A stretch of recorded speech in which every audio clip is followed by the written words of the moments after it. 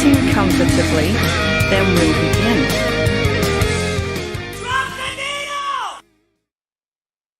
Hey, good evening, folks, and what can I tell you? We start off tonight with Iranian leader supreme himself, I told you I'm a bottom, and his longtime flame Vladimir Putler are reportedly on the verge of breaking up. The issue is bringing male prostitutes into their love life. I told you I'm a bottom wants the hookers, but Putler is said to be very nervous that the Iranian leader will then learn what a true small penis he really has.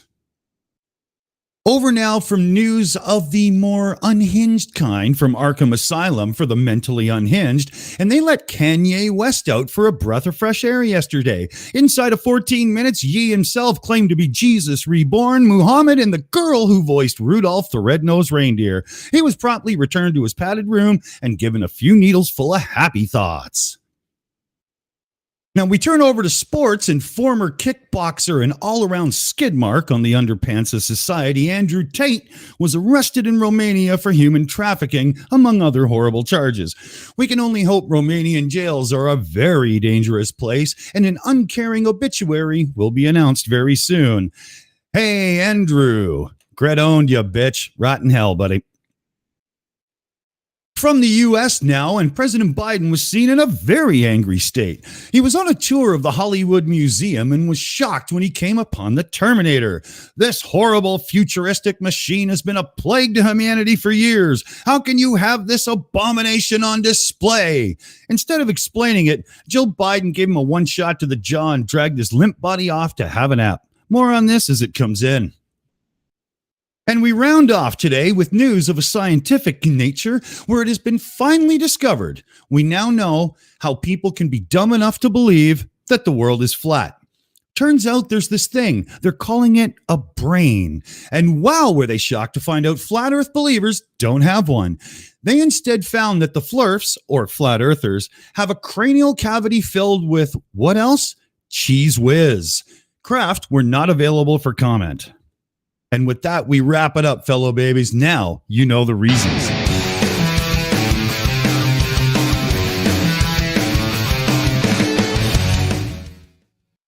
Hey, everybody. So, yeah, we got some real stuff that we're going to talk about and whatnot. But, yeah, we got Mipet, Nick from In Time, Lokifish Marz, DKG Custom, myself, Dick Dawson, and AB Science made it as well. So where does everybody want to start? Y'all saw the list of things. What are y'all thinking?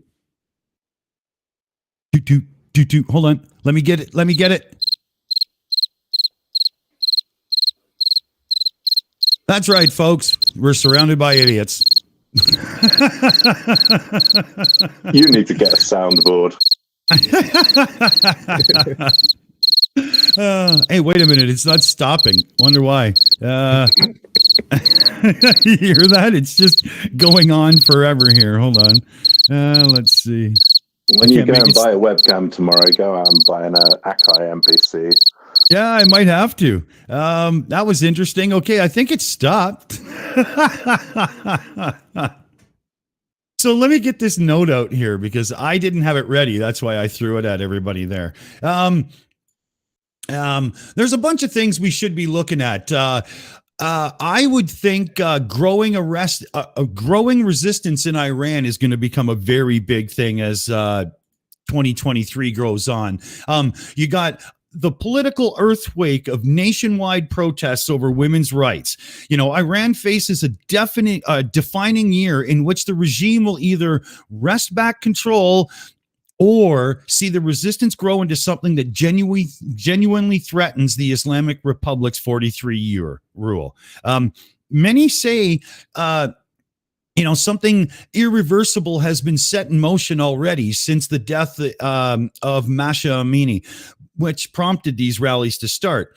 And they have a long history of repressing dissent.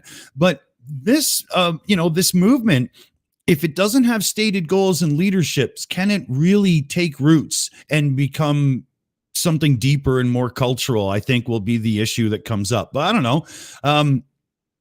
I mean, it's such a huge thing. I just hope the people win in the end because nobody wants oppression, right? You know, it's horrible. I do. You're depressing. No, you want depression.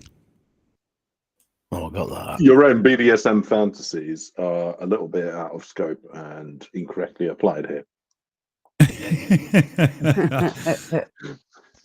But I do believe that as 2023 goes on, for sure, that's going to become more and more. I don't see the people, even without like a rally cry leader of the opposition so far, backing down at any point. It seems to be ramping up. Well, on this matter, and that is my continuing stance with anything Middle East related, based on my experience and a number of people who have lots of on the ground experience in various areas in the Middle East, especially in conflict situations. Based on their analysis, I'm going to have to say, I don't know. It's simple as that. It's simple as that. There's so many factors. Yeah, it's an odd one, a really odd one to try to second guess. And I just don't know either.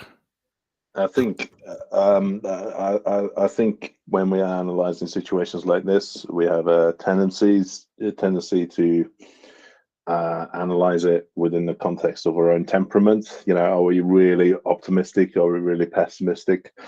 But I think overall, if you're gonna have to be honest and dispassionate about it, I don't know. Well, it's also difficult translating like our Western ideals and our Western thoughts into the Middle East mindset. And obviously, if it happened over here or in UK or somewhere in the Western world, there would be riots, there'd be uproar, all sorts of things may happen. But we don't live under the same regime as these people do, so it's really, really, really hard to second guess what they're going to do. And the regime might, just smack it all down, quiet it down. Yeah, Again. it could be, and it could not. It may not be limited to the regime, right? Because there are populist forces in play as well, and that are completely independent of the regime, maybe useful tools of the regime. But in situations like this, I think there was a promising start, but I've seen too many promising starts fizzle out. And if I'm honest, right, if I'm going to be applying my own personal lens, I'm pessimistic about it. I'm hopeful, but I'm pessimistic. Yeah. And let's just say, any thoughts from the chat? Give us your thoughts and we'll pass it on. Yeah. Nick from the End Time Show, who never has a strong opinion on any topic. I'm sure you got something. Well, no, I think everyone else here has already said it. It has gone further than any attempt at a revolution since 1979, which of course was successful. That was the last one that got somewhere, and I think they have all the hallmarks of what happened in 1979, absent any kind of credible leadership. And I think you hit the nail on the head. Without somebody who's going to be able to organize this, it's just kind of a mob, and causes the city or not the city, sorry, the country to start to degrade past the point where they can function. They're going to start to lose. If this gets much bigger, they're going to start to lose the ability to keep many of the civil services operating properly, and then at some point, somebody's going to say, okay, if they don't have a leadership, they're going to say, okay, we need to quiet down just to function. And if they've got leadership, maybe the government collapses. There are signs that the government is worried about it, and the turban tipping actually, I think, is an example of something that's actually really serious. The youth running around knocking turbans off the hats of the mullahs, which is a big no-no over there, but they're doing it, and I think that's a very good sign. Having said that, you see most of the footage of it, they run up, do it, and run away real quick. Yeah, but it's yes, I would. Yes, I would. I would, and I'd look to make sure there are no cameras before I did it. But which is why I'm not a leader in Iran. They need leadership, and without that, I think this is gonna fizzle out. But they've got enough steam and momentum right now that they've got time to find one, and there may be one that we just don't know because Yeah. we don't have a lot of information coming out of there. But if there was a credible one, I think somebody would have picked up on it. So, I think there's a key question to ask there, because, and to be honest, I'm not au fait with the situation too much because of my own pessimism. But it's your emphasis on leadership. Are there clear signs that leadership is required? Because there's two ways in handling this, right? A is that you have a clear leadership that pushes you forward, and the question is then, are they looking for that, or are they looking for a more anarchist approach, a la Rojava, in their opposition against ISIS? So the question is, should they be looking for leadership? Well, the first question is, are they looking for clear leadership? The second question is, should they be looking for clear leadership? And I think that's actually going to be a very important question. And that's a very important question you have to ask in any kind of grassroots resistance. Yes. Are you going for a cohesive monolithic opposition, or are you going for an anarchist mutual aid type opposition, a dual power structure? Mm. Well, if I'm not sure what a dual power structure would look like, and I think it would eventually be doomed to fail if at some point they don't get a leader who can represent people and negotiate in some way on it. Well, whether there's an overthrow of the government or not, there always has to be some form of negotiation, some form of transfer of power in one way or another. And without a leader who can organize people and say this is the way things are going to get done, there's too many people pulling in too many directions to mobilize towards any kind of effort at actually running a country. So I don't think you're going to successfully overthrow the government without leadership. You may be able to have some kind of resistance or a second faction. But yes, I'm sorry. Because there's always the notion of just becoming ungovernable. Well, yeah, oh yes. I mean, it could descend into anarchy, but presumably that's not something that anybody wants. Even well, why not? Why not? Because it's worked out for large areas of Syria. Well, I say it's worked out. It worked out up until the extent that the US pulled their support. But well, and that's we do find an uprising of anarchists. Societies within the Middle East that are doing very well. Well, I think it depends on how you define very well. I think in any of the Arab Spring countries, they were able to find some form of leadership that took place. I think in Syria, one of the reasons U.S. support was so necessary was because they weren't able to mobilize, and of course the Russians were helping Assad, which doesn't help. But I don't think you can't form a country and a stable government capable of growing an infrastructure. You may be able to in some anarchistic form, tribal. I mean, the whatchamacallit, the northern in Iran, in Iraq. The Kurds and the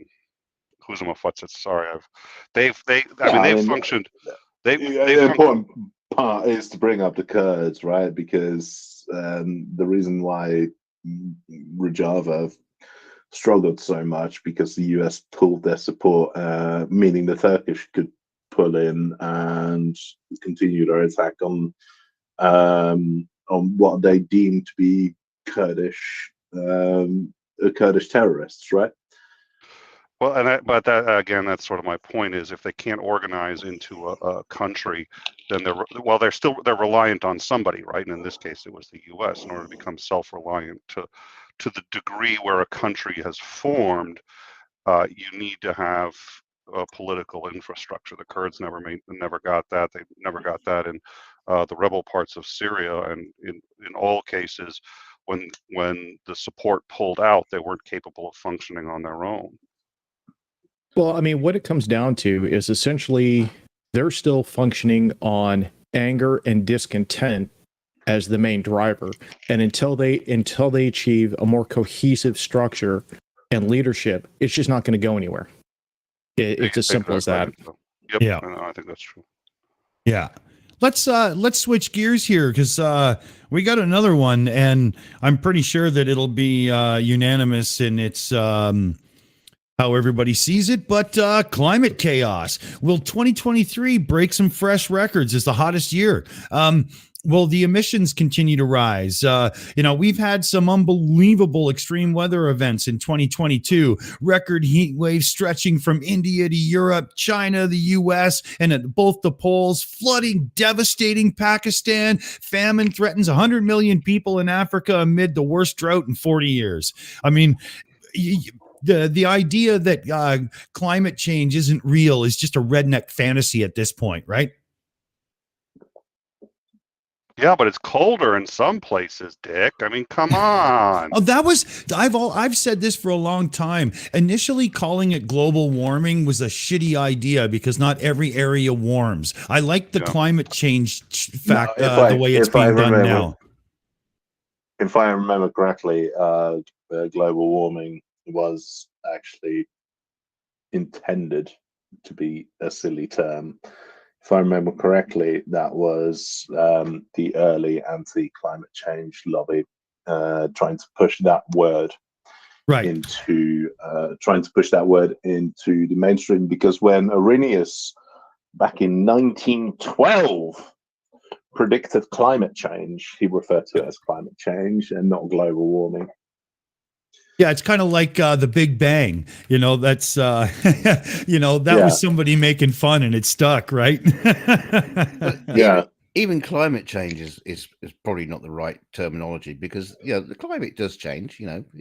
What it should be called is the climate fuck-uppery. Yeah, accelerated human. There's a reason why we call it. There's a reason why we call it anthropogenic climate change, right? In the proper scientific literature. Maybe we should call it I don't know, something like human. Hey guys, look at this. Here's a big pile of bodies that are drowned in the dust of what used to be a river. It should be human accelerated climate change, because others will just say, well, it's happened over history before, but never at this accelerated rate. You can't read the stats the way you want to, you moron. Those people drive me nuts. To be honest, if you're going to in that level of, if you're going to go semantics, then you're not going to change that person's mind if you're talking about it in those terms, because they're clearly idiots. Yeah, well, very true, but still, they spread it to other idiots, and you always got to try, right? You just got to, the more idiots that can be convinced this is real, then maybe a few less people won't be driving big, massive, huge SUVs when all they're doing is going to the store for bread every now and then. Like, I saw a great thing on TV. I saw a great thing on TV yesterday.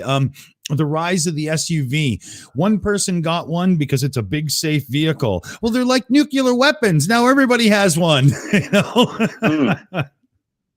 Well, I mean, if you're talking about parity in arms, right? I'm all for a Second Amendment if we all get to carry nuclear weapons.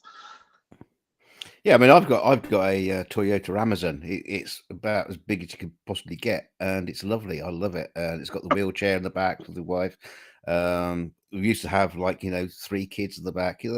That situation has changed. That's grown up, but we might have to get rid of it because of the emissions changes in the UK and in the Greater London area, which is sad because I have to get rid of a perfectly decent car and get another one, which it's probably is going to create more greenhouse gases just by doing that. I don't know. It just doesn't make sense.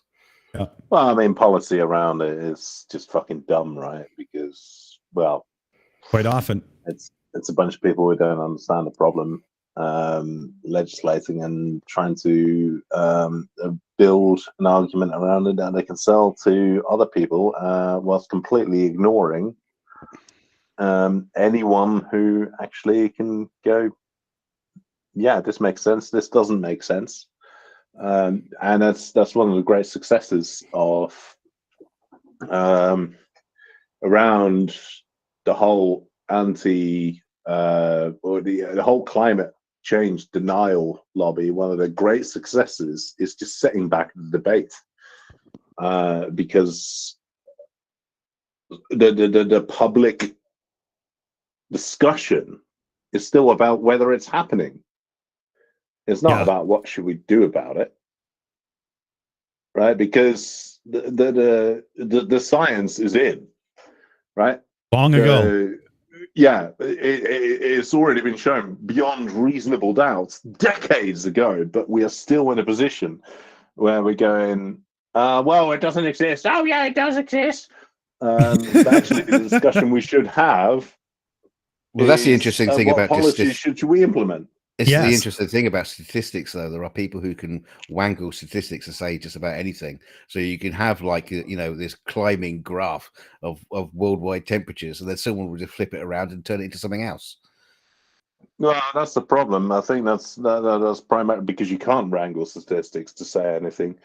At least you can't wrangle proper statistics, and it's very easy to show how these charlatans completely fuck things up left, right, and center. But that requires you having to go, well, there's these principles in statistics, there's these tests that you can perform, there are these things that you have to be careful about when you're doing science, blah, blah, blah, blah, blah, blah, blah. But most people were switched off because trying to explain non-linear systems just so happens to be quite a bit more complicated than just saying, well, CO2 is plant food. There's a legal term when you're trying to argue before a jury. The second you have to explain anything, you've already lost the argument, and that seems to hold true here. As you know, as they make the deniers put us on the defensive for trying to explain it, and as soon as you have to explain it, that's why the pithy phrases, as much as I think scientists and you know, people who are trying to make a positive change here, as much as we hate that, you know, it's finding pithy phrases that work is something conservatives have been much better than liberals at, and it has worked. As soon as you have to explain it, you just lost the case. Doesn't matter whether you're right or wrong. Yeah, because as scientists, we have to couch a language, and we have to say things such as far as we know, the best available evidence, and we have to couch a language in such ways, and the problem is that science is all about navigating doubt, right? And people don't want that. People want certainty. People want easy things to live by. Well, you just got to use the right science. That's the problem. If you use flat Earth science, we'll be okay, because there'll be no such thing as global warming, because that would be breaking the second law of thermodynamics. So we're all okay. Everything's fine. Well, no, there's no global warming because there's no globe. No, that's what I was gonna say. Yeah, it's no globe. It's flatardia warming. It's flatardia warming, but don't worry, we'll have the moon, which cools everything down.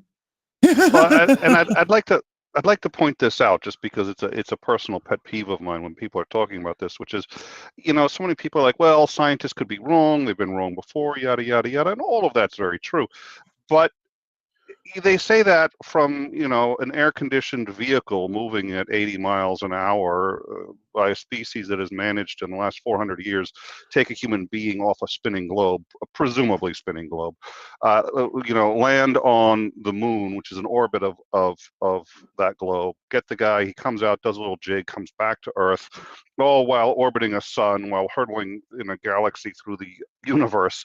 And it's been science that's done that. We didn't do that in the first 100,000 years of this species. We did that in the last 400 years when we developed science. it's not perfect, and it's the acknowledgement of that allows science to continue to improve. But that, having said that, it takes some balls to sit there and take a look at modern heart surgery, electricity, antibiotics, everything we've got now, and say, well, science isn't really all that reliable. Well, yeah, I mean, you can very much say, right? You can very much say scientists could be wrong, and all science operates on the assumption that we're wrong about shit, right? That's fine. That's how we do it. But we operate under the assumption that we could be wrong. The problem is that what these assholes deal with is the ideas they've got is that because science operates by the idea that, well, this could be wrong, and there's a whole list of stuff which is definitely wrong, right? And that's their nonsense, right? Because my science, yeah, it could be wrong. I'm actually betting on it. But you know what? I know for sure that your bullshit is wrong. And that's the difference, because I deal in uncertainty, but I can deal with certainty when I say that your nonsense is bullshit. What really pisses me off about the total science denial about the climate change, and even just like higher levels of like the so-called air quote experts, is they're basically playing chicken with the human race. And if they're wrong and the science is right and that crash happens, it'll be oh fuck, yeah, okay, you were right, sorry, bye everybody. Sorry, do I need to explain to you how capitalism works? Dick, lock the doors. It's going to be 4 hours. Because there is this issue. 60-second countdown, Aimee. How capitalism fundamentally induces short-term thinking and prohibits long-term thinking. That's all. So that's almost 60 seconds. All I need. I thought. Yeah. Well, they've still got climate change going on in China, and that's not a capitalist country. So you were wrong. I don't think you understand the Chinese economy at all. If you're bringing up that argument. No, I don't. Of course, I don't understand. The only understanding I have of Chinese economy is when I go down to the local chip shop and buy some fish and chips because they're Chinese. Yeah, of course, because as a rule, you don't get fish and chips from a chippy that is run by British people. No, the best ones are Chinese. Dumb idea. Yeah, it's the either Chinese or Turkish. Simple as that. And my final note about the Chinese chip shop and their economy, they only accept cash. Well, that's all I'm going to say. Next topic. All right. Now, the next topic is another one that will definitely have some denier chat in it as well. And then we can go right into the idiot of the week as the best transition ever. But we've got next generation vaccines. Following the very successful deployment of mRNA vaccines during the COVID-19 pandemic, don't give us shit, YouTube. We're not talking misinformation here. A host of them are in development now. You've got ones coming up against malaria, tuberculosis, DKG, you'll love this, genital herpes. Yes, indeed. We've got a couple others coming up. Shingles as well is on the list. And we've got a double one coming up with COVID and influenza built in as when. There's a couple other yada yada and blah blahs in there. But PJ CNET, if you're in the live chat, you are free to explode right now and everybody can jump in about.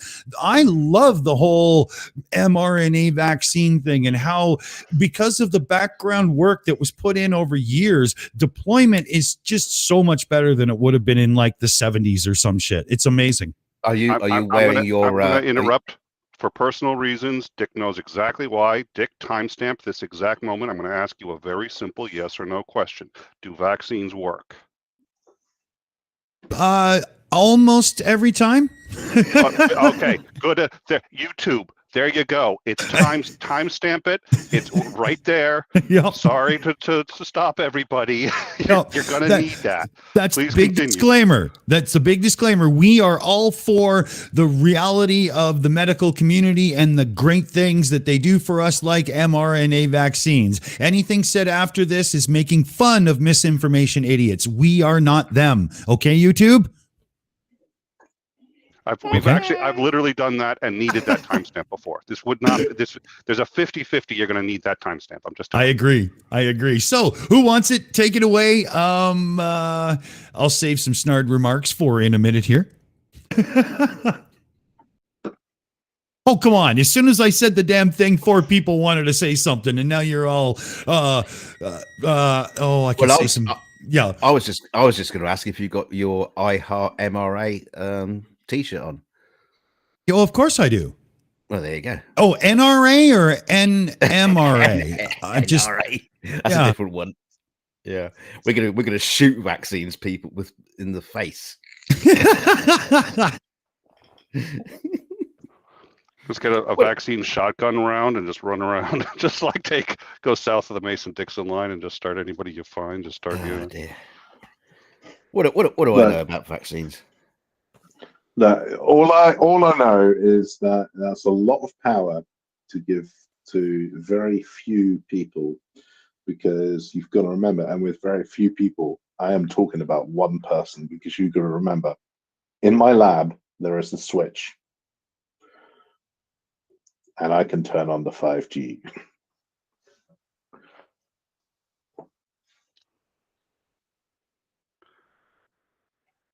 Nope, that's a dud. All right. One of the things about this, which is, I mean, it's never black or white in terms of the people who suffer. There are plenty of people who would like to get the vaccine and can't for any number of reasons. Yeah. And they're suffering. We got one. Ones who, yeah. So, but the interesting thing about this is so many different things select for various attributes as society continues, but this is one of the rare ones that, as far as I can tell, and this is probably, there's some bias here, but as far as I can tell, is selecting more for people who do have long-term thinking and good critical thinking skills. Those are the ones who are taking the vaccines. The ones who aren't, they're causing trouble for everybody, but they are getting selected out, and they're getting selected out faster than other factors right now. It's 50, 100 years from now, the species may well be at least marginally smarter as a result of selecting people out who just were not willing to listen to the science. So I think that is a very problematic view of selective, natural selection. I think it's a very problematic view of the origins of a quote unquote lack of critical thinking, and quite frankly, you've got to consider, right, these people who've just even on a basic evolutionary perspective, right, these people are still shagging, right? Yep. I don't think they're struggling to reproduce, so that doesn't work. Sorry. I'm willing to be wrong. I'm willing to be wrong. I'd love to discuss it with you at some point. Hey, but if you were only wrong half as much as I am, you'd be all right. Well, I probably don't do quite that well, but No, but the one thing when you talk about the vaccines and whatnot, I really love the advances where we're going and how it can be beneficial to everybody. Hopefully everybody. But I do wish that governments had been quicker to have their own labs to be doing this kind of thing and not be so, it's not just the companies that, do it. And because it would be a lot easier to get everybody and keep everybody updated and vaccinated and stuff if it wasn't for mass profit. Right? I vote for profit. I'd much rather have a vaccine that's been created by someone who's out for profit and reliability rather than the fucking government. Well, Well, I think there's a problematic side to both sides, right? Because we can have for-profit labs, but you got to remember that all the vaccines, because we're talking about the mRNA vaccine, fine, but we've got to talk about the fact that actually they didn't exactly. It's a difficult area to navigate, but they didn't exactly come out of for-profit situations, and this is a very difficult area to navigate because you've got government, you've got the private sector, and you've got academia, or more importantly, scientists. Now the problem is that scientists and academia are fundamentally opposed to for-profit, and are fundamentally opposed to government work because, well, the science, it's at its core principles, it's an anarchist endeavor, right? You've got government, which is horribly inefficient, it doesn't work well, and you've got a private sector which is not equipped to think about long-term thinking. Well, that's also a problem with government due to its 4-year rotation and everything, right? It's laughable. You could never do it. Yeah, you know? I got an idea. Got government which conflicting. You've got government. Oh, Elon Musk, no. Put him in charge. But you've got government which has shifting priorities, which are inconsistent. You've got private sector which cares about the bottom line, and you've got academia which is slow. I realize it's a can of worms, but in an ideal situation, if there was a little bit more control in the government area, you would have more control over like the value of and stuff. I mean, is it ideal? Yes. Is it actually possible? Probably not. But it's just one of those things, right? Well, government should function as the government and reel in the private sector, right? And reel in the private sector in favor of the people. In this situation, that's what the government should be doing. Now, will the government do that? Probably not. DK, you were saying there? Yeah, just a quick question. Has anyone ever bought a can of worms? I did once. The day I went fishing. Yeah, the first thing I ever caught was a flounder. It freaked me out, and I didn't go for a long time. Is that a thing? Is that really a thing, a can of worms? Well, it was, I don't know if it was truly a can, but I'm sure you could. I mean, why not? Don't mix it up with the baked beans. I've bought a bag of worms. I bought a packet of gravel. I've bought a bag of worms. They're all dried up and marinated in barbecue flavor. They were delicious. Yeah, that's a thing.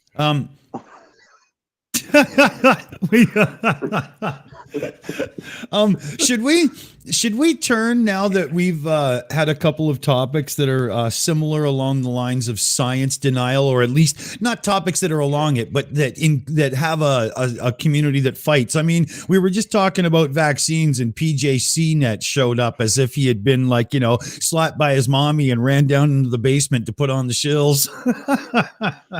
But I think we're ready for Idiot of the Week.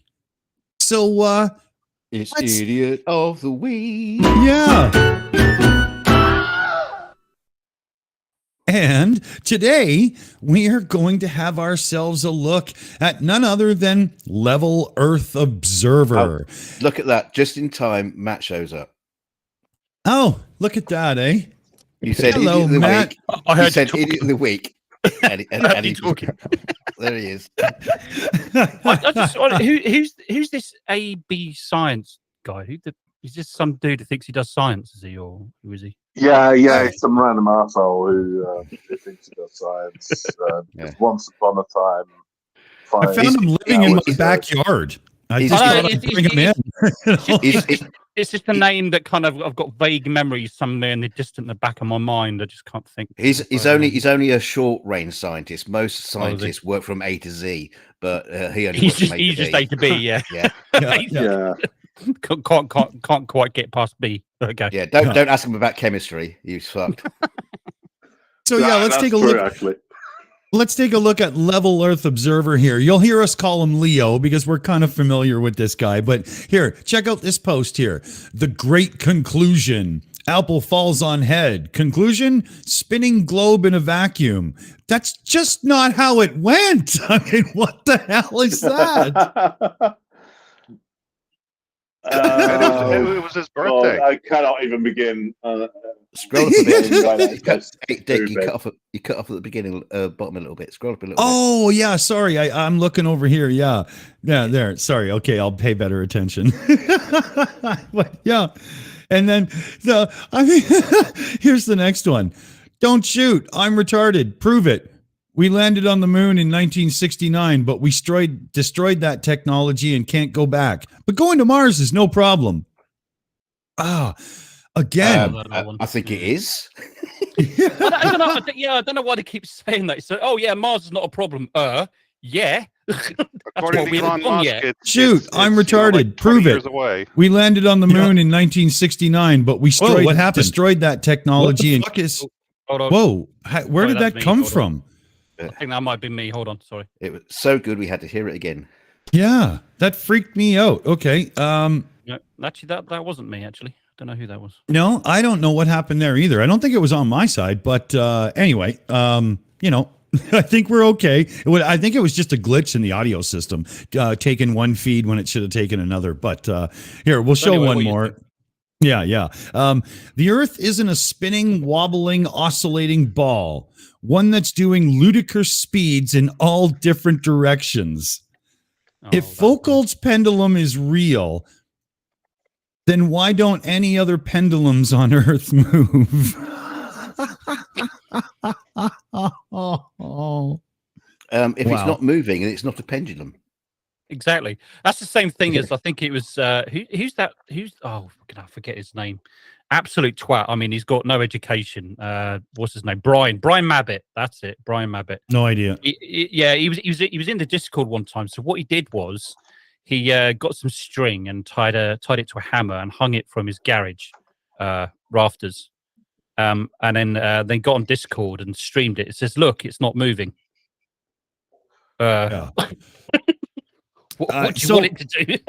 Yeah. So with Leo here, he put out a video today. It's 3 minutes long, so we'll take a quick look, and then we have to go through the comment section just a little bit. Because wow, is he a snarky little man? So feel free to call out, pause, or whatever you want here, everybody. And this is, if you don't recognize, this is Desert File. So, of course, anybody out there that's familiar with flat earth debunking and stuff, you know what's coming. But if you don't, you probably like this. My channel. Yay, what? That's even older than my channel. Oh, yeah, totally. So here we go. So today I decided to pay the Gravity Man a visit. The Gravity Man is a well-known globe representative believer who does videos online.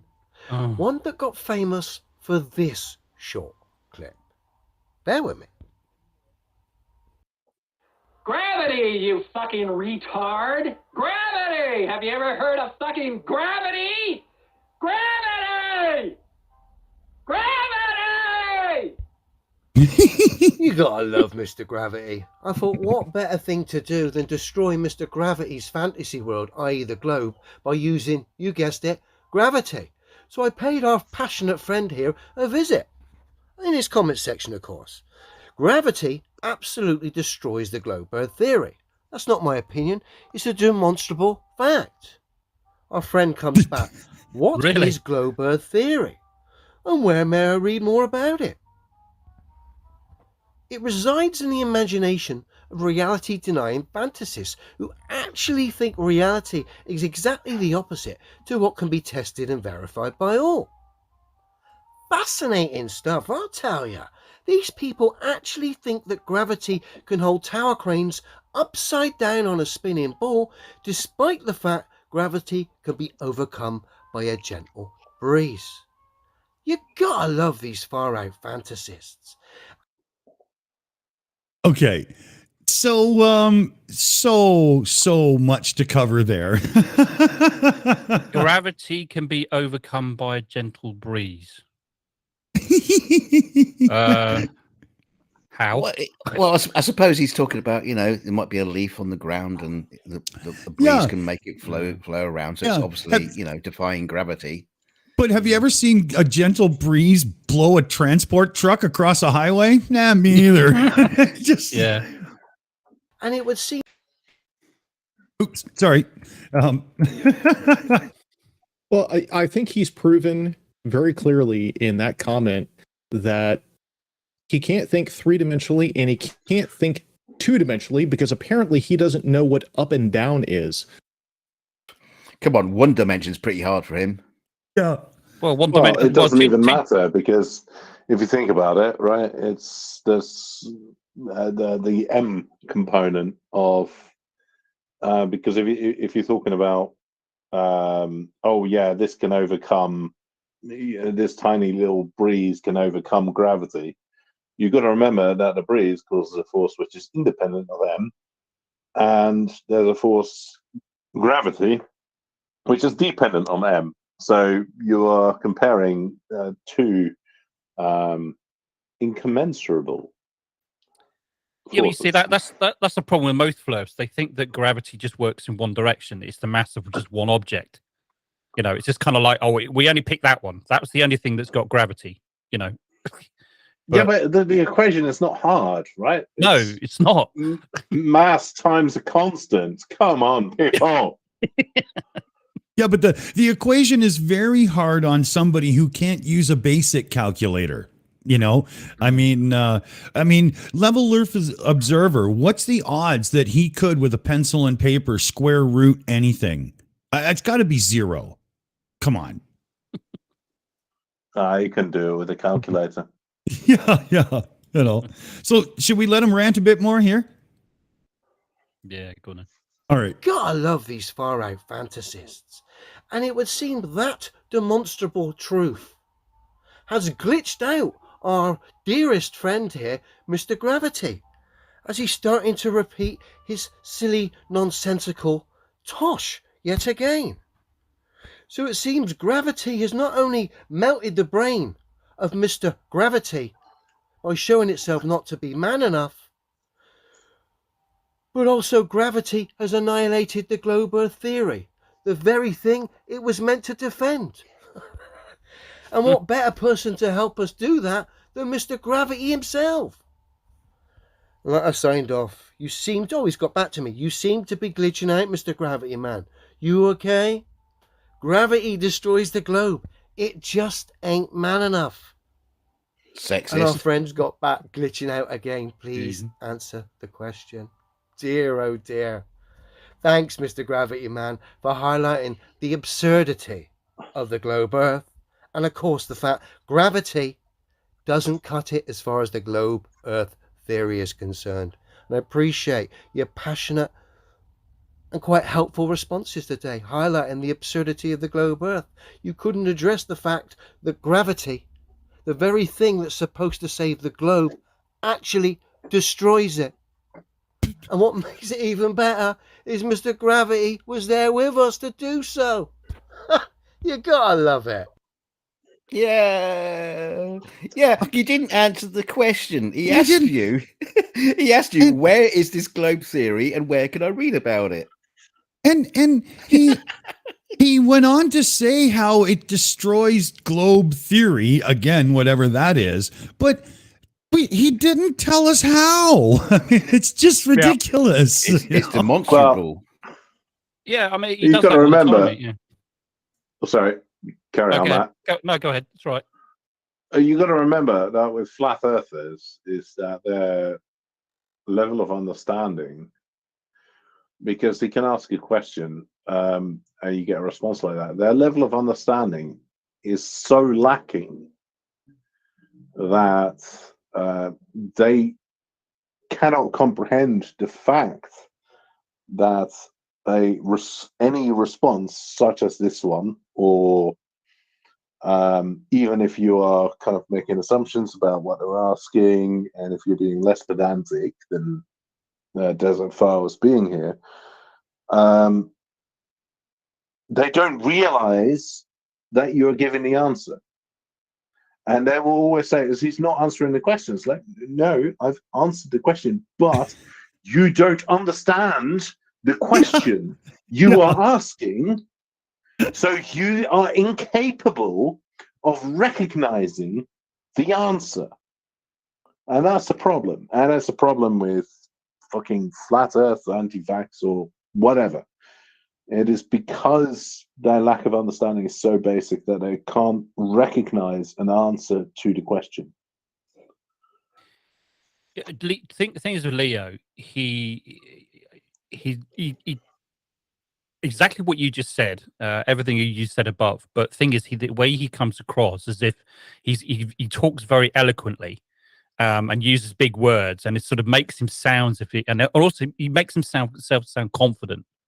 And that's why I always said that I think he should be the winner of the top left, top of the Dunning-Kruger curve, because he's classic of it. He's just so confident in his inabilities or his misunderstandings. It's uncanny. It really is. And he just does that all the time.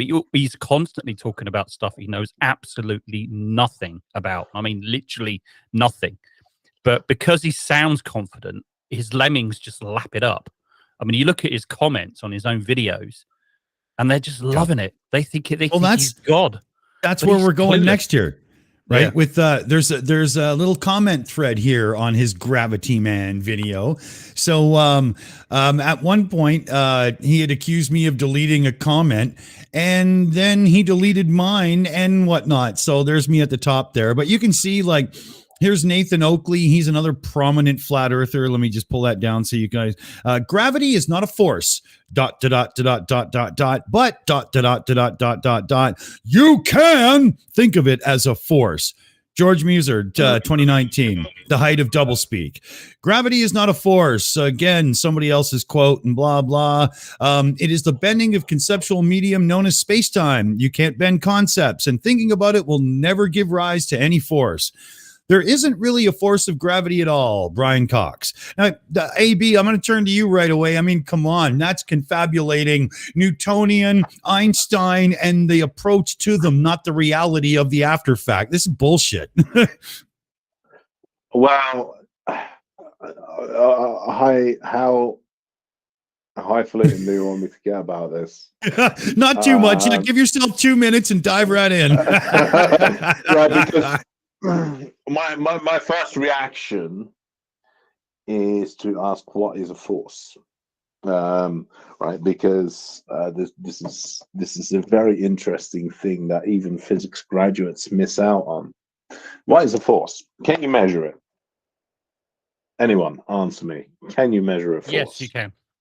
No, you can't. You can't. What is energy? Can you measure energy? Don't answer him, Pike. No, you can't. What is momentum? It's a Can you trap. measure momentum? No, you can't. What can you measure? You can measure mass, position, time. Yeah. Right? And you can measure The charge. effective force. Okay, your effective force. Right? Okay. So, what is force? It's an abstract concept, right? And that abstract concept is defined as change in momentum over time. Now, what is momentum? It's an abstract concept. What is that? Well, it's the product of mass and velocity. All right, what's velocity? Well, it's an abstract concept. So what is that? It's a change in position over time. All right, finally, so we have mass, position, time. These are concrete concepts. But the problem is, are these really concrete concepts, or are we going to go into, oh, fuck, actually, is this real, right? Because, yeah, we've got mass, position, time, and we treat this as real. Is reality real? Fuck, is what we are observing true, or is this just some sort of simulation? Are we all Boltzmann brains in the universe, right? All of physics is an abstraction. It's an abstract description of the universe. If you're going to draw some arbitrary line saying that, oh, it's a force, we can treat it as a force, but it's not really a force, what you're saying is, well, space-time is an abstract concept, but force is true. And you're absolutely fucking wrong about that, because nothing in physics is true. There are some quantities in physics to which we cannot reduce them further down, and we have to accept some level of truth. We're going to have to say, well, we think it's true. It may not be true, but to a point where we can establish whether it's true or just some figment of our collective imagination, that's irrelevant, right? Because we cannot test that. We cannot differentiate between the two. So we are going to treat that as true, right? But we are dealing with things like momentum, force, blah, blah, blah. All of those things are abstract concepts. So there's absolutely no reason why you should say, oh, space-time, that's an abstract concept, that's not real. And then also say force, that's not an abstract concept, that is true. Because you are wrong. I like that wrap up at the end because that was awesome. And I was just about to give you a time count. But I want to go into this little bit of a thread here. And you can see, like, so right here, Johnny, somebody else says, hey, cheers, Leo. Where's the original video? Blah, blah, blah. And then you see Johnny at the Shills, truly Shills, LOL. Do you see a Shills comment above there? No. So there's already some deletion going on. And then somebody else. I posted something and deleted it. Oh, okay. I would be careful about saying that, because I've seen this happen over time and time again about people saying that. Hey, they do it all the time. Who cares, man? Yeah, they always misrepresent with this shit. Yeah, but hold on. I've seen this many times, right? And I've had it the same thing on my channel and other people's channels to say, "Oh, you've deleted my channel. You've deleted my comment. You delete my comment. You delete my comment." And when you actually find it, it's not being deleted. The reason being is because YouTube defaults the sort into some stupid arrangement. What is it, most common or something? And what you need to do is actually rearrange that into most recent. And then that's what it does. It's just the way the YouTube works. It's ridiculous. But on this it's a bit further than that, because YouTube just seems to be arbitrarily deleting comments, and the creator can't recover them from their held for review queue. The amount of times I see comments coming through, and I just go, "Oh, where's that?" This isn't. Hold on, guys. Yeah. This isn't the discussion here. What I was doing was on purpose, because that's what they do in response to anybody that, disagrees with them on their channel. I was being a little facetious on it, right? But sorry, going off track. I'm sorry. Yeah, and I am blocked. Yeah, so we've got, can you explain what globe Earth theory means? And why does gravity destroy it? As you offered no explanation to this, thanks. And this is a good little thread, right? So, and then, so one person says, stop playing games, reality denier. And I say, but it's a perfectly honest question. You did not explain in this video any way why gravity destroys the globe. And he asked me if I'm on drugs. I say, no, please point to a timestamp in this video where you actually show gravity disproving the globe theory. I didn't hear it. I would like to. And then he says, are you claiming something that can be overcome by a gentle breeze is holding tower cranes upside down in a spinning ball? If so, please cite a scientific demonstration that can be tested and verified by all, one that actually backs the claims. Well, actually, that would have been easy. A gentle breeze can't lift a boulder. There you go, idiot. And then I said, I didn't say one thing you just typed. I only asked if you could clarify a moment in this video where you proved gravity destroys. You can see where this is going, right? He won't ever answer anything. It just keeps going. Yeah, you know what the irony about this whole thing is that for the sake of argument, right? What do we take as gravity? Right, I pick something up, and in a vacuum it drops down, and it accelerates down at 9.81 meters per second squared. Right, fine, we can deal with that. Okay, let's just say that this is a truth. Right, that we say that this is a law of physics, whatever it is, and then we can employ things like with drag and all of those lovely things. Like, why does a piece of paper, why can that blow off? Well, because it has a cross-sectional area and there's a certain pressure exerted on it, and that pressure is greater. That pressure multiplied by the area is greater than the force of gravity. Right, fine. Great, because what we then have as a flat earther is we just have the empirical observation that it takes effort to lift something up and it takes zero effort to drop something. So what does that mean? Well, air has mass, right? So it goes up and it will come down. Right, so what you would expect just from those empirical facts that we have air which is denser near the surface of the Earth, and it gradually it gradually decreases in density as we increase the altitude. What does that mean for the flat Earth? It means actually that you don't need a dome. You don't need that whole container, that whole argument of gas pressure, container, blah, blah, blah. You don't need that. You can get rid of it, right? Because if we take an infinite plane, and we can even say that we can even say that mass attracts mass, and we have that whole gravity, and we can have an infinite plane, and that would result in wherever you are on that plane in this downward force. And you can say that's 9.81 meters per second squared. Now, what is the advantage for flat earthers? Is because you don't have to assume this dome, because you can actually assume this vacuum at an infinite distance from the surface of the Earth. Right? You have your air contained. You don't need to have a dome.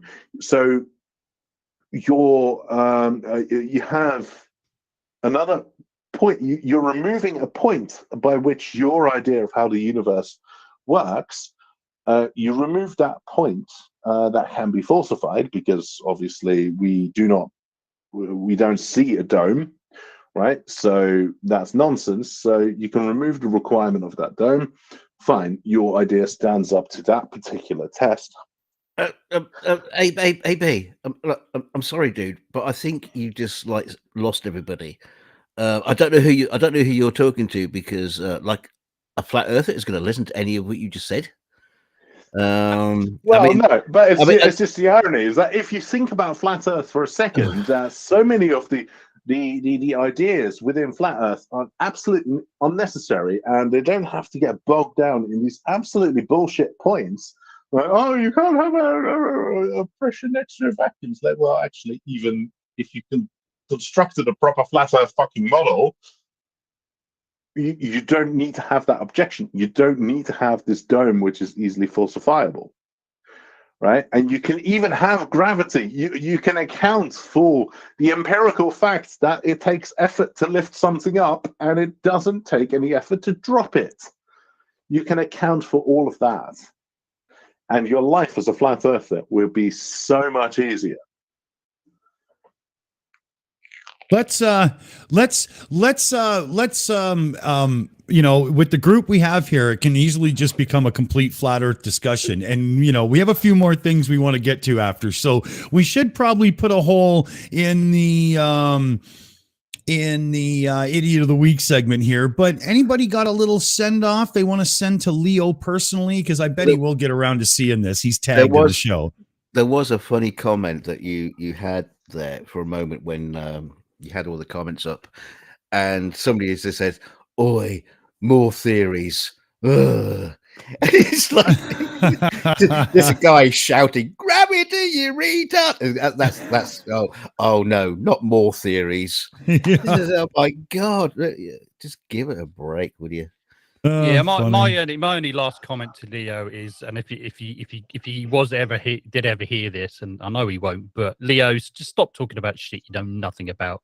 Every single video is about stuff you know nothing about.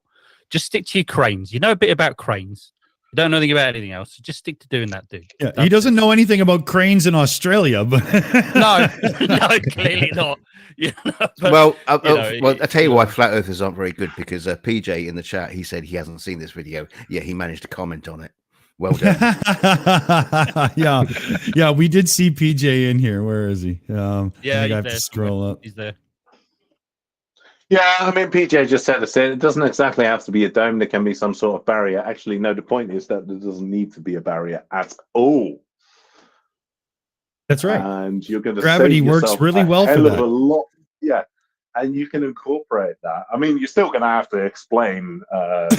You're still going to have to rewrite Maxwell's equations.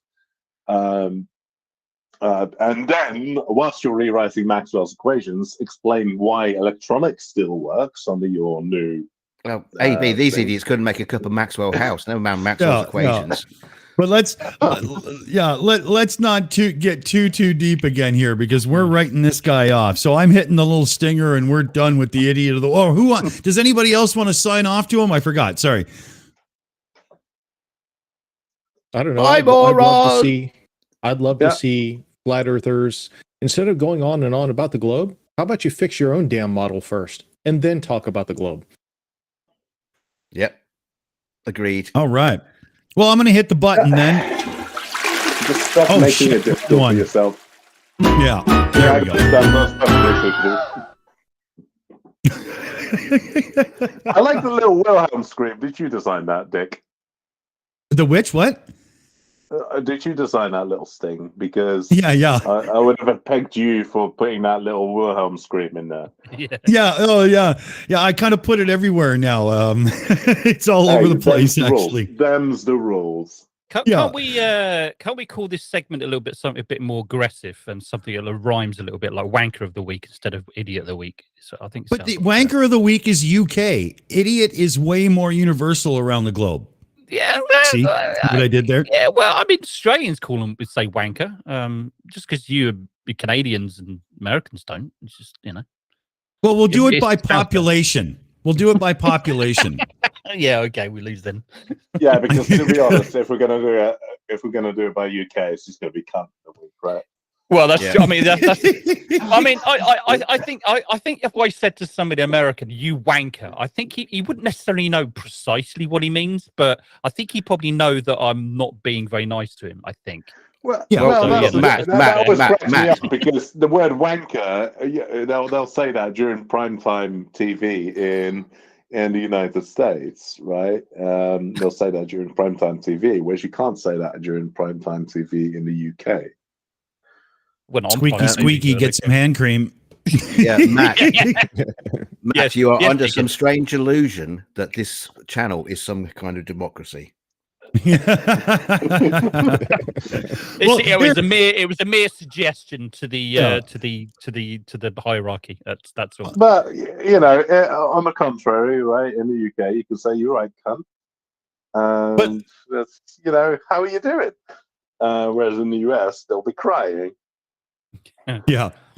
But here, so there's a few topics I want to get into before we wrap it up and whatnot. And we definitely have the right people for this. So in our continuation of looking towards 2023 and what's going to be going on and whatnot, we have missions into space. The uncrewed Orion capsule came back. We've got the UAE doing a rover coming up.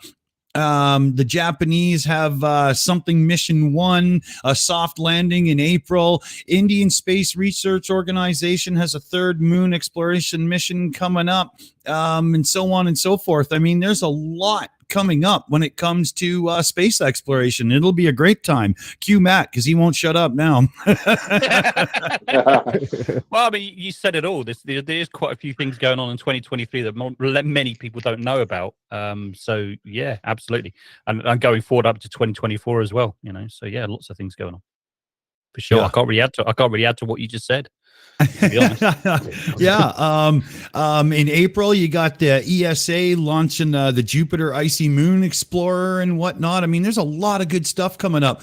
And you know, considering some of the probes and shit we've sent up recently and the massive data that's come back, you know, we're in a real amazing age where we're not just like throwing flybys and going, oh, pretty pictures. We're getting some unbelievable data. I can't wait to see what comes out of these. Oh, were you talking about I mean- were you talking about Europa Clipper just then, Dick? Yeah, yeah. Oh, that's launching in 2024, but it's not going to get there until 2030. Yeah, yeah. I mean, But it's the launches we're I find covering. myself in a rare defense of space missions, but it's always been a little bit more than pretty pictures. Come on. Yeah. Well, you know, but you know what I mean? I was just trying to be quick about it, right? Like the amount of data we're getting in now compared to then is unbelievable. The leap is massive, you know? But the thing is, I mean, AB, don't forget, I mean, pretty pictures are actually quite important because the reason being you need public support for these kind of things, particularly for NASA. I mean, you know, it's funded by public money. So if they don't get the pretty pictures, then they're not going to be, you know, have that kind of interest and have that sort of support for it.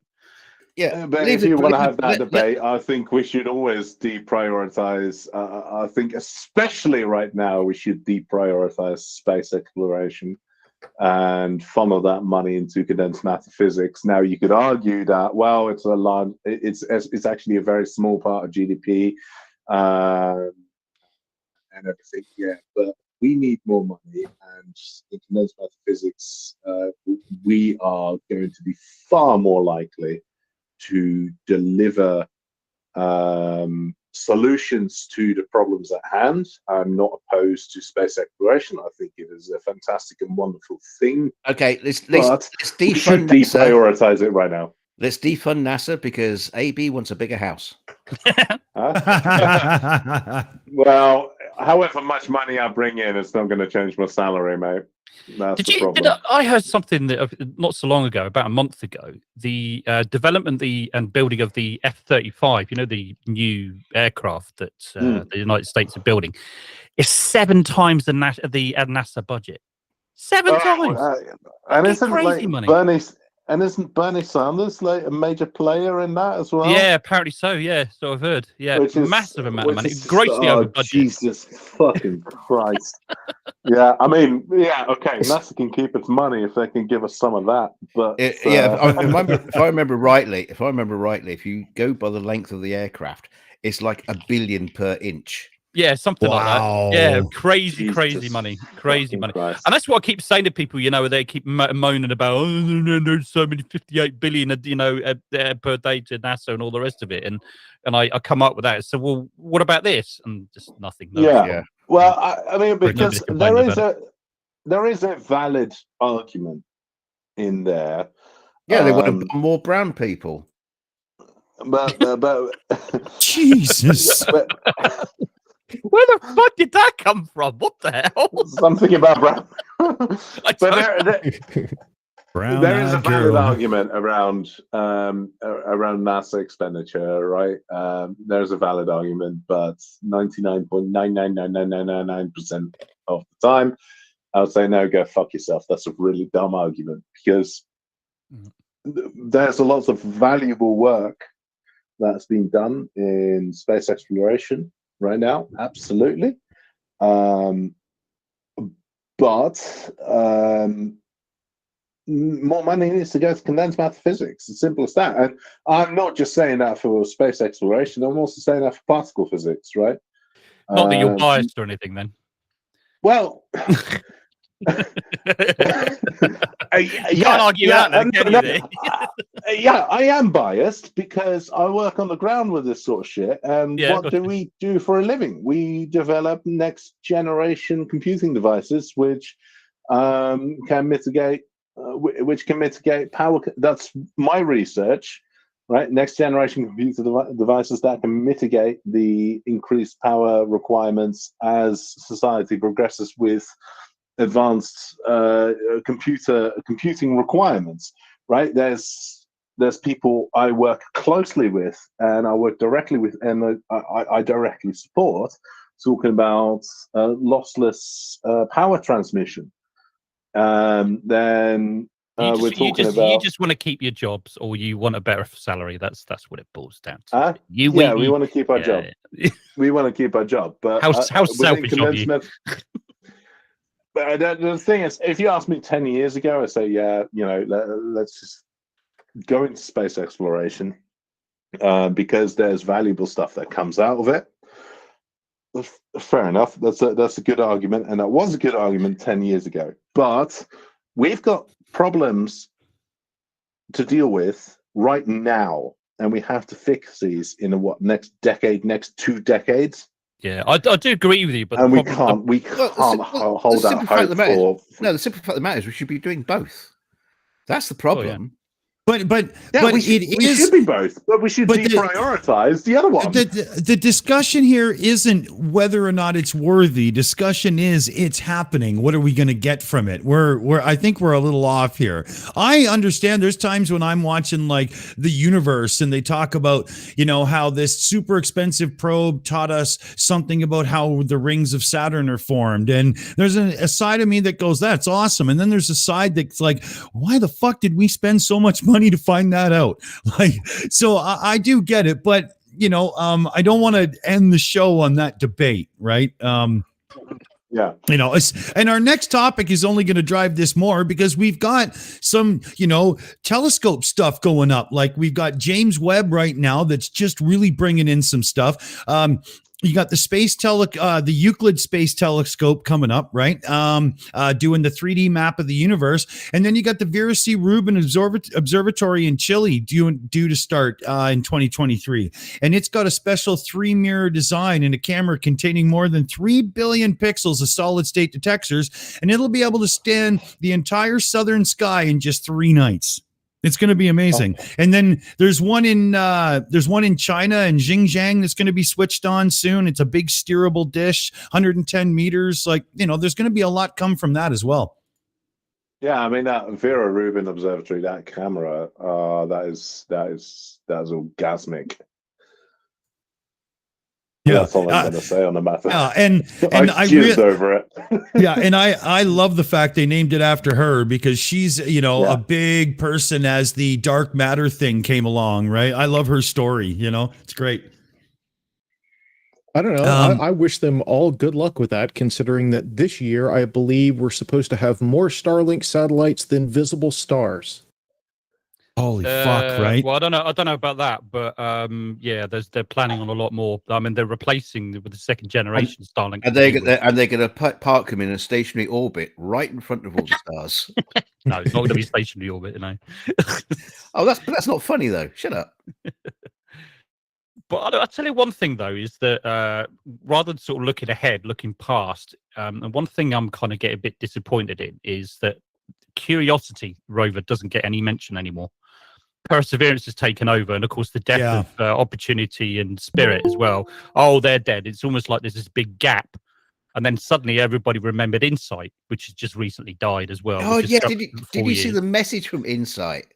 Yeah, as it was dying, it was heartbreaking. Well, that's the same message that Opportunity sent as well. Apparently, is it? Oh. Yeah. It's cold. I'm dying, and my batteries are low. They're talking to each other behind our backs. I mean, the social media.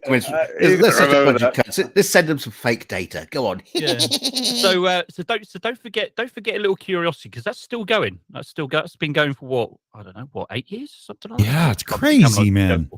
That was only supposed to last a couple of years. Yeah, it's definitely outlasted its expected lifetime. Yeah, let's build a rocket to blow it up.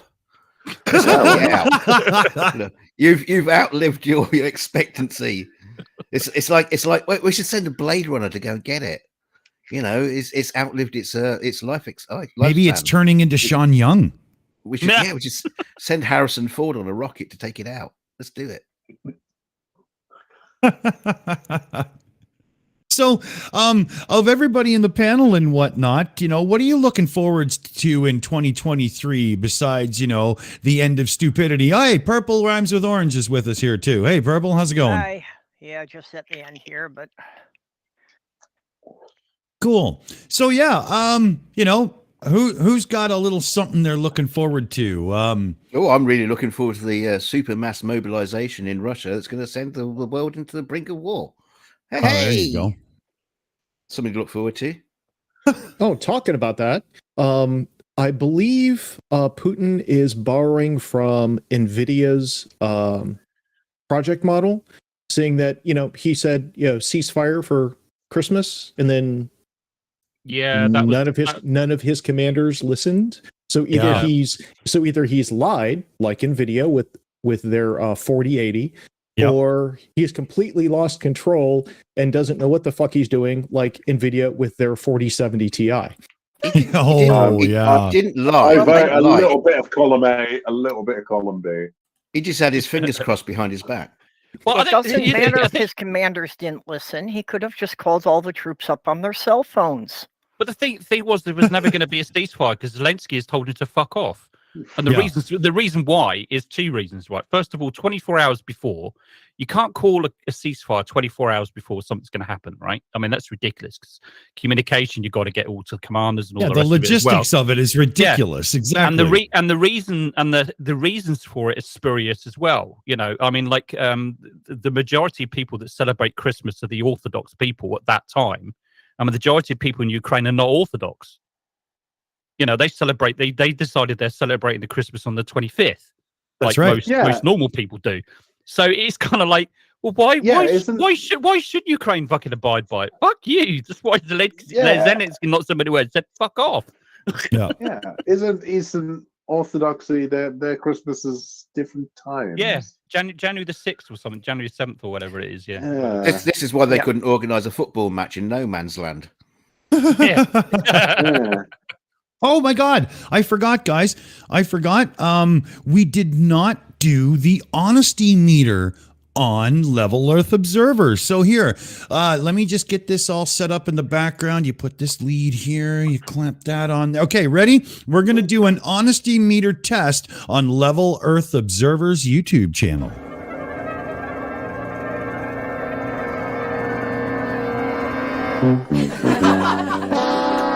Oh, looks like he failed. Hey, Dick, while we, I know we're not talking about flat Earth, but can we just very briefly discuss the wonderful debate Mr. Nathan Oakley had recently about? Oh my God!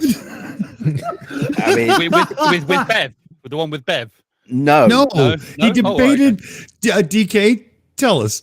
Nathan Oakley, prominent flat earther, who has failed to bring any debates into his debate show recently because no one wants to fucking talk to him anymore. Oh yes, has decided to chat with AI bot to debate the flat Earth, and he lost.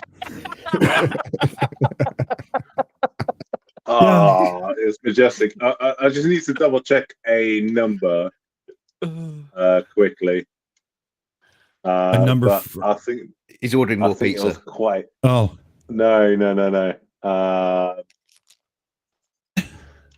If I remember correctly, if you subject the OpenAI to an IQ test, it comes out a good 2 standard deviations below the mean. And he lost. And he still lost. And he lost. I think, and I'm trying to find the answer, but I think it scored an IQ of 72. Yeah. Oh, me. Okay. So this is how it went down.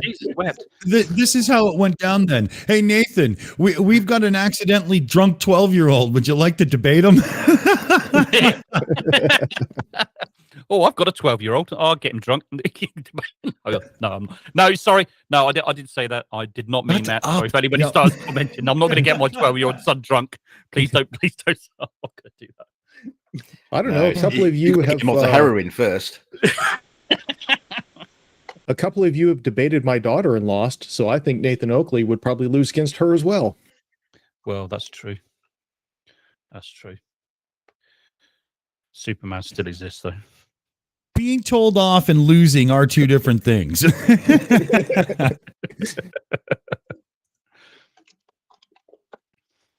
Yeah, so there we go. Nathan, hopefully you get honorary idiot of the week. Thank you very much. Should have kept it for next week. I was going to say, wasn't he the idiot of last year? He's just the idiot. Any year. Yeah. I mean, every time he opens his mouth, he just proves that he's a fucking moron. I mean, he just can't help it. I mean, not only is he a moron and idiot, and he's just there's just not any redeeming feature about him at all, is there? Nothing. I can't think of anything redeeming about him. Yeah, there's one. Yeah, his face is very punchable.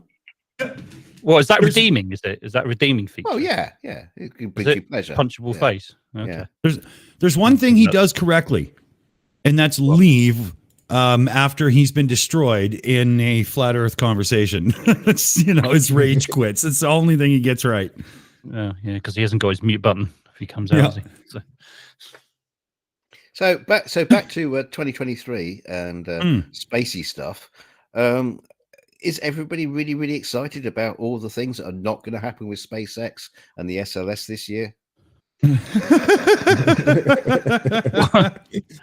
Well, it was never on the cards for SLS. SpaceX Starship might do its orbital test this year, but nobody's really sure. Nobody's sure about that. A lot of people think it's not going to happen. Well, no, I think he will. It's just a question of when. It's like, I mean, somebody made a comment.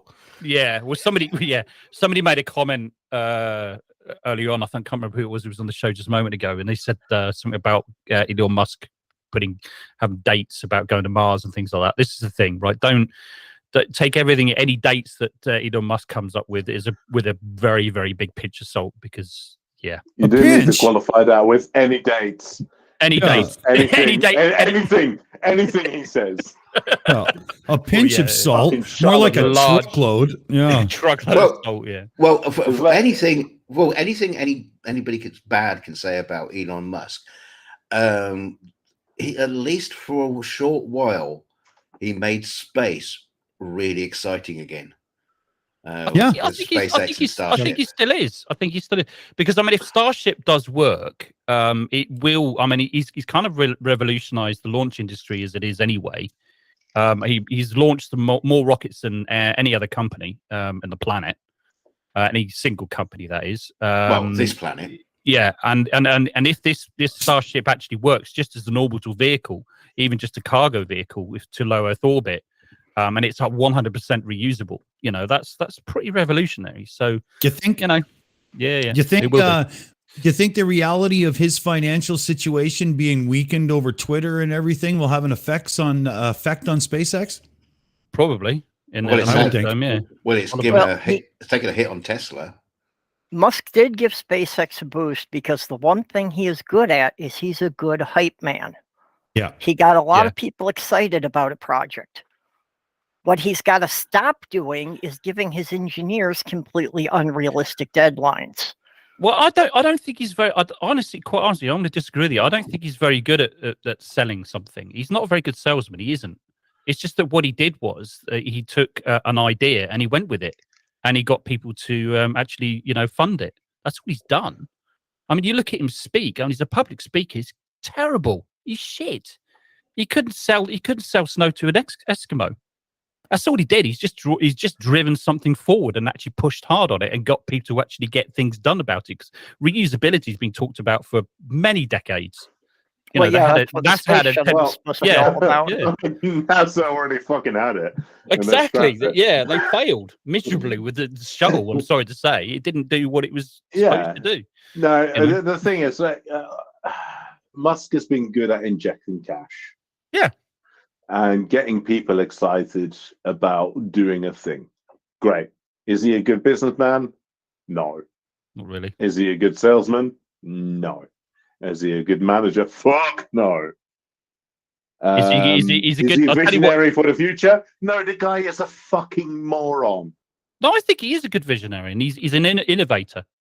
And he knows how to push people forward to actually get things done. I think that's what he is. But everything else is just I think what's becoming very clear is that there's a very clear picture of him as an innovator. But I think that's mostly because he fails as Leadership 101, because Leadership 101 says you take the blame for your team's failures and you let your team take the credit for its successes, right? And he's done the opposite. He has taken the credit for the successes and blamed everyone else. Yeah, wait a minute. You are talking. I know he's not the richest man in the world anymore over Twitter, but he is still one of the richest men in the world through business. So I don't think you can really call him a moron. That's a bit unfair. If you want to be a billionaire, there's steps to becoming a billionaire. Step 1, be a billionaire. As simple as that.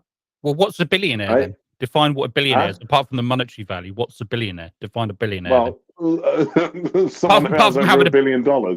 Yeah, that's what I'm saying. Apart from the monetary value, what's a billionaire? Huh? Well, someone who has over $1 billion. No. Right? I don't think you heard me.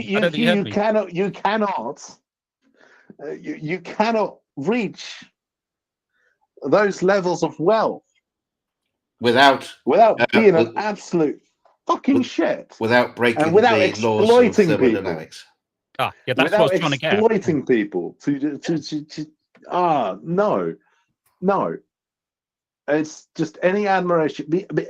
I'm sorry, but he sent a crew out into space, and what's the big PR picture? Is the crew in the background, him in the foreground, right? And that just summarizes everything about Elon Musk. It's about this is great achievement that we did as a company, and it's all about me. I'm sorry, but you can fuck off. Right? Because the success is your team. That might not fundamental. This is a fundamental principle in management: is any success that your team gets should be credited to the team. Any failure from the team should be absorbed by leadership. And if you do the opposite, you are fundamentally bad at managing a team. It doesn't matter if you're running a team of 5 people in a local corner shop or if you're running a multi-billion-pound company, right? You give your team the credit and you absorb the criticism, and he does the exact opposite. I don't think that's true. I mean, he might do on some, maybe perhaps with Tesla and the other things like that, but I don't think he does that at SpaceX, because his tweets on numerous occasions, like he's congratulating his teams on this and that and all the rest of it. He does do that. He sends the message out in public. So maybe he's always front and center of any press release. Yeah, but that's yeah, absolutely. Yeah, it's probably because it's just a PR machine. Probably doing that. Probably that's probably because it's a PR machine doing it. Because he is the face of Tesla. He's the face of SpaceX. No getting away from it. Well, you shouldn't be. Well, okay, maybe fair enough. But you shouldn't be, especially not on organizations which are so heavily government subsidized. Is Tesla government subsidized that much? Yeah. Oh, heavily. Take away the government subsidies, and they're broke. They're gone. It will be bankrupt overnight. Yep. It will be bankrupt overnight if you remove the government subsidies. Yeah. Fair enough. Well, the amount Tesla. of money. Oh, sorry, but Musk is one of those guys. He's got a real thing. You bring up his name, and a lot of opinions come. And look, my opinions on Musk are not exclusive to Musk, right? Because Musk is just I didn't say that, though. I didn't say that. I'm just commenting on the fact. Obvious example, and I'm going after him because he's an easy target. But fuck it, all of the fucking billionaires are like that. To fucking Bezos is probably worse. Better. Yeah, Bezos is a lot worse. Bezos is, oh Jesus fucking Christ! Right, but all the billionaires and the billionaires I've met, I've fucking had dinner with, I will accuse them of the same thing. Like, I agree. I agree. Christ. But that the thing with Musk is, he's got that thing where there's positives, there's negatives, there's decisive opinions. I mean, it's crazy. You could literally do a show a week and it would be fresh every time, just on him as a topic. Yeah. But I would level the same criticism at Bill Gates, and I get it. I personally like the guy. I think he's a very charming guy. He's a very pleasant man. He's, you know, What, Specky good Four, conversation. nerdy nerd? Yeah, a Specky Four-eyed nerdy nerd. You have good conversation. He's genuine. He comes across as being genuinely interested in what you're doing and everything. Yeah, great. But Yeah. he's still a fucking billionaire. Yeah. True enough. That entire class should just be put on one of those fucking starships and fired off at 1,750 kilometers an hour in the opposite direction from where the Earth is traveling, so it effectively comes to a halt and crashes into the sun. So your bottom line is billionaire bad. Yeah. If you don't, that's my do not try to become successful. Yeah. So looking forward to 2023, billionaire equals bad. AB Science has dropped the hammer. I've got no money and I'm still a cunt. Proven every week. Yeah, but that's right. I can sympathize with a cunt with the no money, right? Yeah. But, you know, that's that whole thing, you know, more and more people are, you know, freaking out over about monetary stuff. I mean, I've said for a few years, eventually Mr. Million Billionaire is going to show up one day in Manhattan or whatever, stop by Starbucks to get a coffee and the place is closed because nobody can afford to live close enough to work there. It's kind of a joke, right? It's coming. But anybody else want to get in anything? But does anybody else want to get in on anything before we wrap up? You know, it's looking forward to 2023. You know, what gives you a boner or a wet spot or, you know, whatever works for you? 2024. Well, 2023, I mean, finally having this paper about magnetic monopoles passing peer review, I suppose. Yeah, it's been a lot of work there, buddy. I've gotten so worn out by expecting every New Year's that next year's going to be better that it's lowered my expectations. This year, I'm just assuming it's going to be bigger dumpster, hotter fire. Yeah, it's just another year iteration up. Yeah. This is something I look forward to, having barbecues in December in England, because next year that is going to happen. It's going to be perfect barbecue weather. Yeah, why not? Yeah. Barman will be out in the pub cooking pizzas in the back oven all year round. Precisely. But the rest of Britain will burn during the summer, though. Don't worry about it. Yeah, but I mean, let's be realistic. I'm not even being that hyperbolic when I say that. Yeah, but then in July you'll get to find out how Australia felt with your entire island on fire.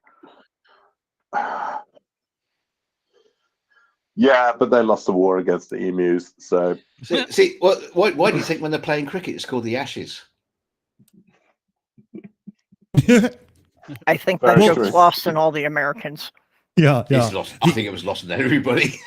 The Ashes will be played on the Ashes for the Ashes. I'm actually looking forward to. I know this is something that's not really talked about much as well at the moment, although it has been on sort of like in the news in my circles a lot. Is the Chinese are really pushing forward? They're looking pretty soon to be putting boots on the moon. Yeah, pretty soon. And Bill Nelson did actually express his concerns about it, and NASA saying that they're concerned that they might stake claims to the highest resources on the moon, or the areas who've got the highest resources, and put their bases there and claim it and all the rest of it. So wasn't one of the concerns is they might claim the entire planet? Well, no, the moon. They can't do that anyway, because I think there has been an agreement that nobody owns the moon. Although I don't. Yeah, there has been an agreement. But I'm just concerned by. Concerned by. Are you saying boots on the moon? Yeah, just getting people on the moon. So sorry, but that's just not very. They're getting boots on the moon. It's not very ambitious, though. I mean, you just need an order. Well, no, not for NASA. You just drop a pair of boots. You know what I mean?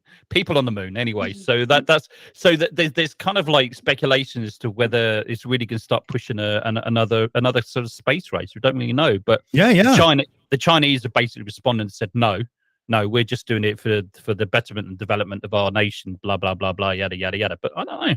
We'll see. So I'm looking forward to see how that develops and see what the Chinese are going to do next. They have actually done some incredible stuff. Yeah, they have. In the past years. I mean, some of it's been very, very sloppy and shitty. Like their rockets just like dropping to the ground anywhere. True. Well, yeah, that's true. Yeah, that's true. But have you seen the Chang'an space station? Have you seen inside not that? Not personally, no. No, not be. Well, obviously. Yeah. Not been invited. Have you not been there? Oh, Jesus Christ, you amateur. Yeah. Amateur, Jesus. How have your NASA shield checks been? Jesus. But, Google. Take a trip there for drinking. Yeah, Google some images of the interior of the Chang'an compared to the ISS. It's like chalk and cheese. It looks so modern. It really does. It's incredible. I know. I'm just waiting for somebody to get to the moon to see if the tardigrades survived. Good call. Yeah, they're going to be really hard to find, though, aren't they? Yeah, so be interesting to see what the Chinese do over this next year or so. What happens? Yeah, so, yeah, I'm kind of looking forward to that as well. Yep. It's going to be interesting. God bless them. Also, also politically as well. Yeah. So Yeah. It's going to have some sort of political effect. So whether that sort of spurs something to happen with NASA and push forward a little bit faster, perhaps with Artemis, who knows? I don't know. I must admit. I mean, I know AB would hate it, but I would like to see a bit of a space race going on. I think it really needs it. To be fair, I think it's the only really thing that would actually space race usually is like a diplomatic or threat of war, isn't it? So if you look at the 1960s, what prompted America and the Russia to spend extraordinary amounts of money to get to space and then get to the moon was because of the threat of war. And if you look back in history, that's always been the case where the powers that be spent millions because it's a threat of war. I object to you saying that I would hate it, right? I'm not against it, right? It's just I would like everyone to tone it down a little bit. No, we're talking turning it Well, up. no, it's a valid point. The space race in the 60s was largely about, are the other guys going to be able to drop nukes on us from space? Right. That's what prompted it. Yeah, exactly. I mean, it's a spurious reason, really. I mean, you can't think to yourself, well, why can't we just do things quickly and do that just for the spirit of exploration and advancement of science and all the rest of it? But that's not sexy enough for people. People want sexy things to happen, Okay, so here's why the space race should be happening again, is because it would be so easy. I mean, you were talking about dropping nukes from orbit. It would be so easy for the Chinese to throw rocks at America from the moon. So we should be back into that space race again. We should have boots on the ground. What, because we're US because we're afraid of rocks from the moon? Well, I think they might hurt. Yeah. Just saying. I've not tried it. It has to be a very big rock. I might have to get a very, very big umbrella. Well, let's just hope that the Chinese have not read The Moon as a Harsh Mistress, because that was a basic plot point there. They had a mass driver on the moon, and they just started lobbing rocks down at us. Oh, man. They could just do it with boomerang. Go on. Well, sorry, man. I'm looking at the time here, and we should get our little wrap-up comments in. Run around from start to finish and let everybody say something they think is clever and will regret later. Oh, you won't get anything from me. I won't say anything I'll regret later. I'm still on my first drink. Oh, there you go. So, we'll start with DKG. You get nothing from me because I got nothing clever. Am I looking forward to next year? No. I did I like last year? I don't know. Did I like any of the years I've been here since 1966? I don't know. They're all fucked. I don't care anymore. Just blow me up. Just get over it. AB Science, what about yourself? Oh, okay. All right. Let's see. Something clever. No, it's not going to happen. I'm on beer number 14, I think. So nothing clever, and whatever I say, I will regret. So have a wonderful, wonderful rest of the year. Cool. Lokifish, what do you think? I wore shorts and a t-shirt a couple days ago, so as far as I'm concerned, 2023, it's all downhill from there. Why are there pictures of that on the internet? Sorry. Yeah. Purple rhymes with orange. What do you think? Well, I've learned not to say it can't get any worse, but the new year's not quite a week old, and 2 of my sisters have COVID, and my companion's been in the hospital for 4 days. So Jesus. we gotta hope it's gonna improve from here. Yeah. Big hopes, big hopes. And let's turn to Matt, the Rocket Man himself. Yeah, 3 things very quickly. Andrew Tate, I hope he gets syphilis and dies. Let's have a space race, and I'm going to have more fun this year. There you go. That's me. That's it. And to close it out, what I hope for the world in 2023 is gratuitous sex and lots of it. Remember, keep your stick on the ice out there, and maybe everything will get better. Good night, everybody. See you soon. Bye. Good night.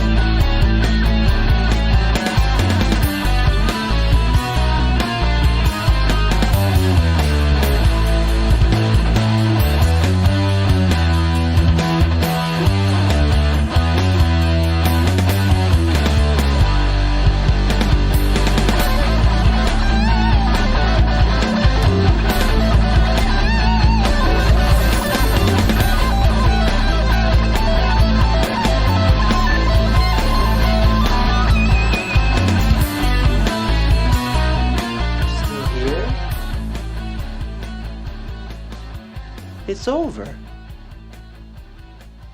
Go home.